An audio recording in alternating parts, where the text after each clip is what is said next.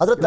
داتا گنگش حضرت ابو سعید کی بات لکھتے ہیں، کہتے ہیں مجھے ابو مسلم جو تھے فارسی، انہوں نے بتایا کہ میں جب ان کی بارگاہ میں گیا، حضرت ابو سعید کی تو بڑی شان و شوکت، لباس فاخرہ، کہتے ہیں میں تو ایک معمولی سے کپڑے، ایک چادر پہنی پسینے کی وجہ سے کپڑے میل سے چمڑا بنے ہوئے تھے، کچالے اور بڑے پٹے پرانے سے کپڑے پہنے ہوئے تھے، تو دل میں خیال آیا کہ یہ کیسا فخر ہے کہ اتنی شان و شوکت، اور میں گدڑی میں اصل فخر تو یہ ہے۔ تو داتا صاحب لکھتے ہیں کہ انہوں نے فوراً میری طرف توجہ کی، اور ابو سعید نے فرمایا کہ تصوف تو اللہ سے دل لگانے کا نام ہے، اس کا لباس سے تو کوئی تعلق نہیں۔ وَثِيَابَكَ فَطَّهِّرْ، اور اپنے کپڑوں کو پاک رکھنا ہے،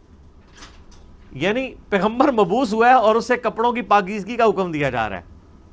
اور صوفیاء کے ہاں جس نے سب سے زیادہ گندے کپڑے پہنے وہ اتنا بڑا بزرگ ہوتا ہے۔ Point to be noted. ہاں آپ تصوف کی کتابیں پڑھ کے دیکھیں سر، یہ تذکرۃ الاولیاء جو ایک سمجھ لیں مدر بک ہے تصوف کی، شیخ فرید الدین عطار المتوفی 632 ہجری،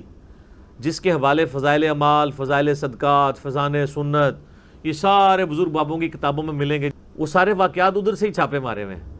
اس میں آپ کو کئی بزرگوں کا ملے گا کہ ان کو جوئیں پڑی بھی ہوتی تھی، اگر کوئی جوں نیچے گرتی تھی وہ اٹھا کے پھر رکھ لیتے تھے اوپر، کہتے تھے میرے اللہ کی مہمان ہے، لوگ کہتے ہیں سبحان اللہ۔ ٹھیک ہے، اور بخاری مسلم میں موجود ہے ایک صحابی کے سر میں جوئیں پڑ گئی اور نبی علیہ السلام کے ساتھ انہوں نے احرام یعنی باندھا ہوا تھا، تو انہوں نے کہا یا رسول اللہ مجھے یہ تو جوئیں پڑ گئی ہیں، جوئیں تنگ کر رہی ہیں، تو مجھے اجازت دیں میں بال منڈوا دوں۔ اب آپ جب تک احرام کی ساری پابندیوں سے آزاد نہیں ہوتے ہیں اس وقت تک تو بال نہیں منڈوا سکتے۔ پھر نبی علیہ السلام نے ان کو بال منڈوانے کی اجازت دے دی، اور اس کے اگینسٹ پھر انہوں نے جو ہے نا وہ ایک دم بھی دیا۔ تو بعد کے بزرگ جو ہیں وہ جوئیں اٹھا کے اوپر رکھتے ہیں، گندے مندے رہتے ہیں، اور بلکہ سب سے بڑا بزرگ وہ ہوتا ہے جو گندا بھی نہ رہے، کپڑے ہی سارے اتار دے، اس کو سب سے بڑا بزرگ مانا جاتا ہے۔ وہ کہتے ہیں مجذوب ہے، یہ یعنی اللہ تعالیٰ کی محبت میں غرق ہو چکا ہے۔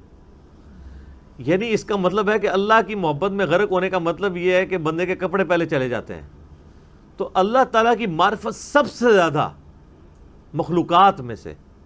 کن کو ہوتی ہے؟ انبیاء کو۔ تو کہیں ملتا ہے کہ انبیاء کرام علیہ السلام پہ جب اللہ کی محبت کا غلبہ ہوتا تھا تو وہ کپڑے اتار دیتے تھے؟ کہیں ملتا ہے ایسی بات؟